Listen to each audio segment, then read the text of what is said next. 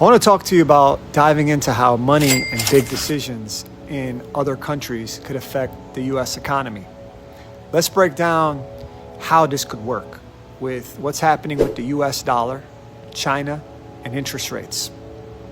First off, let's talk about the US dollar. Imagine it like a ball that's bouncing up and down. Right now, people thought there was a 100% chance that the US would lower its interest rates in September. But now, it's only 95%. You might be wondering, why is that? Well, the economy in the US seems to be weakening, which usually means that the Federal Reserve or the Fed would lower interest rates to help out. The Fed is like the big boss of money in the US. They decide things like interest rates to help keep the economy stable. So when you're lowering interest rates, you make borrowing money cheaper, which helps people and small businesses, all businesses, spend more. So here's the twist. China, another super important country, just lowered their interest rates. They did this to help their real estate sector, which is like their housing and buildings market. This move made their money, the yuan, weaker. Now, because China's yuan is weaker, the US might need to think twice about lowering their rates. If they keep their rates high, it might help balance things with China's money.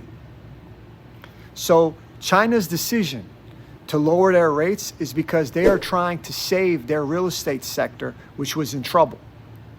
If the Fed sees this, they might think, well, China is finally facing some big challenges in their economy.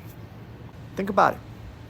So the Fed might decide to keep interest rates where they are to give China a bit more pressure, kind of like squeezing them just to see what happens next. It's very complex. I hope you're following me here, and you can learn more by subscribing to this channel. So here's the catch. If the US keeps interest rates high, it could make things tough for the US economy too.